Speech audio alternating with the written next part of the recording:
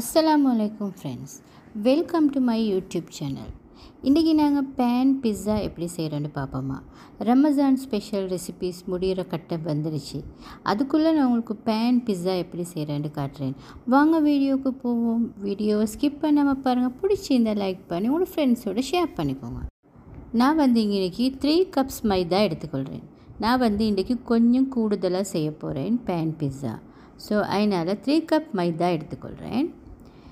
இப்போ east 2.5 teaspoons எடுத்துக்கிறேன். அதையும் நான் இதுக்கு ஆட் பண்ணிக்கொள்கிறேன். இப்போ ஆயில் ஒரு 3 டேபிள் ஸ்பூன் மாதிரி இதுக்கு நான் ஆட் பண்ணிக்கொள்கிறேன்.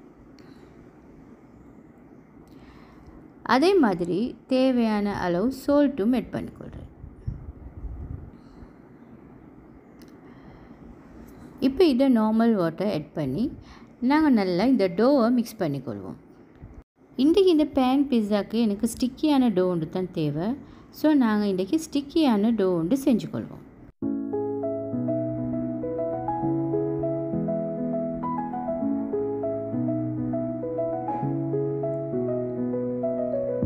பிட்ஸா செய்யப்போக்குள்ளே எப்போவுமே ஸ்டிக்கியான டோ ஒன்று எடுத்து பாருங்கள். உங்களோட பிட்ஸா டோ நல்லா சாஃப்டாக வரும்.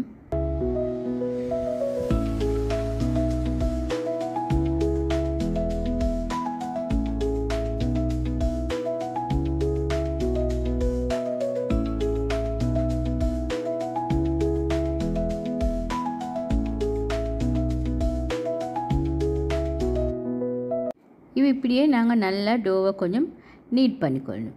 ஒரு 2-3 மினிட்ஸ் மாதிரி டோவை கொஞ்சம் நல்லா நீட் பண்ணிக்கொள்ளணும். இது கொஞ்சம் ஒற்றை பதத்தில் தான் இந்த டோ வைக்கணும். ஸோ இந்த டோ இப்போ என்ன சரியாக விரிச்சு இப்போ நான் இது கொஞ்சம் மேலால் மைதா டஸ்ட் பண்ணிவிட்டு அப்படியே ஒரு க்ளோத்தால் க்ளோஸ் பண்ணி ஒரு 20 மினிட்ஸ் மட்டுக்கு வச்சுக்கொள்கிறேன். 20 மினிட்ஸ் வச்சுட்டு எடுத்தால் இந்த டோ இப்படித்தான் நல்லா டபுள் சைஸாகவே வந்திக்கும்.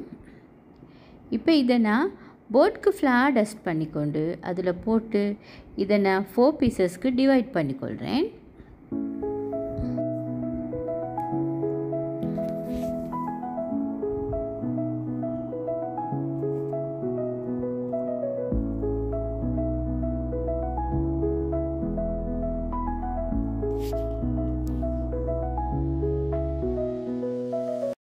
நான் இன்றைக்கி 4 பேன் பிஸ்ஸா செய்ய போகிறேன். ஸோ அதுக்கு தான் நான் 4 பீசஸ்க்கு டிவைட் பண்ணிக்கொள்கிறேன்.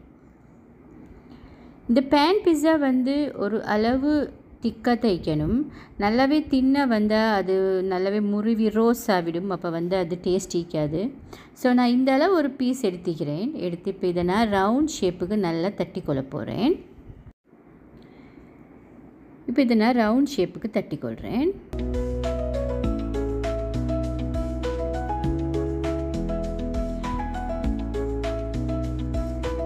ஒரு அளவு ரவுண்ட் ஷேப் ஒன்றுக்கு ஒரு ரொட்டியோட கணக்கு ரவுண்ட் ஷேப்புக்கு வந்துச்சுன்னா ஓகே. உங்களோட பேண்ட கணக்குக்கு வேண்டாலும் உங்களுக்கு எடுத்துக்கொள்ளலும். இப்போ இதை நான் அப்படியே பேனுக்கு போட்டு ஒரு சைடை கொஞ்சம் குக் பண்ணி எடுக்கிறேன். ஒரு சைட் கொஞ்சம் இதில் வேவணும். லைட்டாக ஒரு 1 or 2 மினிட்ஸ் வச்சா நல்லாவே போதும். இந்த அளவு வச்சா சரி. இப்போ இந்த அடியில் உள்ள சைட் வெந்திக்குது, மற்ற பக்கம் வெந்தில்லை. நான் மற்ற பிஸ்ஸாஸை அதே மாதிரி போட்டுக்கொள்கிறேன். இப்போ இந்த எல்லா பிஸ்ஸாவுமே இதை மாதிரி நான் ஒரு சைடுக்கு வேக வச்சு எடுத்துக்கிறேன். இப்போ பாருங்கள், இப்போ இந்த அடியில் இருக்கிற சைடு இந்த சைடு தான் வெந்திக்கிற சைடு. இப்போ வெந்திக்கிற சைடுக்கு நான் இந்த கீமா இந்த சாஸ் எல்லாம் ஸ்ப்ரெட் பண்ணிக்கொள்ள போகிறேன். இப்போ இதை கொஞ்சம் கேரப்பால் எடுத்து கொஞ்சம் நாங்கள் குத்து போட்டுக்கொள்வோம். அப்போ தான் அந்த சாஸ் எல்லாம் உள்ளுக்கு இறங்கும். இப்போ இதுக்கு நான் டொமாட்டோ சாஸ் ஆட் பண்ணிக்கொள்கிறேன். நல்லா டொமாட்டோ சாஸ் ஆட் பண்ணி ஃபுல்லாக நாங்கள் இது அப்ளை பண்ணிக்கொள்ளணும். கொஞ்சம் சாஸ் நாங்கள் கூட இதுக்கு ஆட் பண்ணணும். என்ன சொன்னால் எல்லாமே இல்லாட்டி நாங்கள் குக் பண்ணக்கொள்ள அதில் வேக வச்சக்கொள்ள எல்லா சாஸுமே உள்ளுக்கு போய்த்திடும். அப்போ ட்ரை ஆகிக்கும். அப்படி ட்ரை ஆகிக்காமல் இருக்கணும்னு சொன்னால் சாஸ் கொஞ்சம் கூடுதலாக இதுக்கு ஆட் பண்ணணும். இதுக்கு நான் சிக்கன் எடுத்து அதை நல்லா பாயில் பண்ணி அதை சின்ன சின்ன பீசஸாக கட் பண்ணி அதை சில்லி ஃப்ளேக்ஸ் போட்டு கொஞ்சம் நல்லா வறுத்து எடுத்து வச்சுக்கிறேன். அதை நான் இதுக்கு ஆட் பண்ணிக்கொள்ள போகிறேன். இப்போ இந்த சாஸ்க்கு மேலால் நாங்கள் இந்த சிக்கன் பீசஸ் எல்லாம் ஆட் பண்ணிக்கொள்வோம்.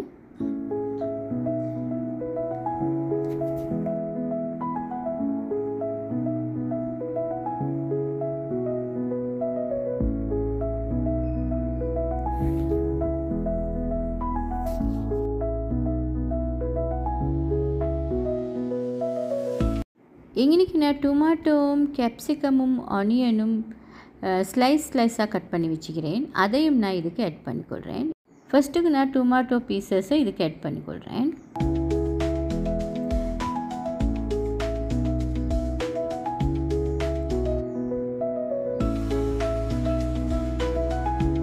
நெக்ஸ்ட் வந்து ஆனியன் பீசஸ் ஆட் பண்ணிக்கொள்கிறேன். ஆனியன்ஸும் கேப்சிகமும் பிஸாக்கு நல்ல ஃப்ளேவர் ஒன்று தரும். அதேமாதிரி உங்களுக்கு பெல் பெப்பர் இருந்துச்சுன்னா அதையும் உங்களுக்கு இதில் ஸ்ப்ரெட் பண்ணிக்கொள்ளலும்.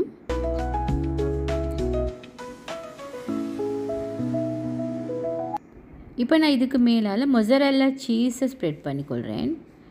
சீஸ் தான் கொஞ்சம் நாங்கள் கூடுதலாக ஆட் பண்ணணும்.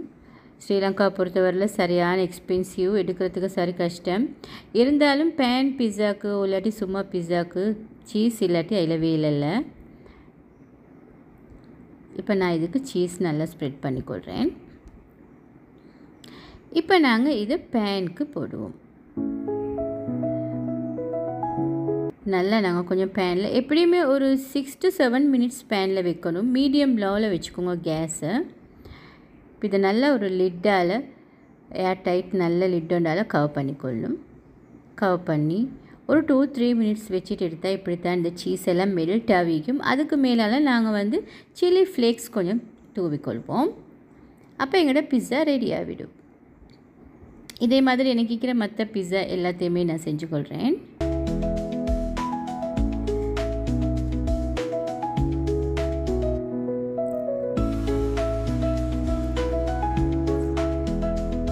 ஓகே ஃப்ரெண்ட்ஸ், ஏன்னா பிஸா எல்லாம் ரெடி ஆகிடுச்சு. இப்போ நாங்கள் இதை கட் பண்ணிக்கொள்வோம்.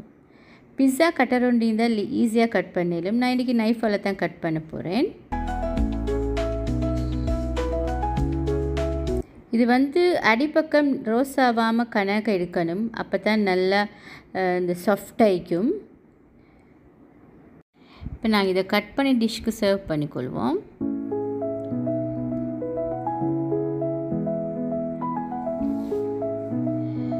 பிட்ஸா வந்து ஒரு நல்ல ஈஸியாக நல்லா செய்யக்கூடிய ஒரு ஃபுட் ஒன்று தான். நீங்களும் இதை ட்ரை பண்ணி பாருங்கள். ட்ரை பண்ணி பார்த்துட்டு எப்படி வந்துச்சுன்னு எனக்கு கட்டாயமாக கமெண்ட்டில் ஷேர் பண்ணுங்கள் ஃப்ரெண்ட்ஸ். இஃப்தார் ரெசிபீஸ் எல்லாம் முடிய பார்க்குது. இன்னும் ஒரு 2-3 days தான் இஃப்தார் இருக்கும். அதுக்கு பிறகு இஃப்தார் முடிஞ்சு ஈத் வந்துடும். ஸோ ஈத் ரெசிபீஸும் நீங்கள் எதிர்பாருங்க. நான் ஈத் ரெசிபீஸும் கொண்டு வர நினச்சிக்கிறேன். ஏன்டா இந்த பிஸா ரெசிபி பிடிச்சிருந்தால் லைக் பண்ணுங்கள். உங்கள் ஃப்ரெண்ட்ஸோட மறக்காமல் ஷேர் பண்ணிக்கோங்க ஃப்ரெண்ட்ஸ். இன்னொரு இஃப்தார் ரெசிபியோடு உங்களை சந்திக்கிறேன். ரமதான் முபாரக்.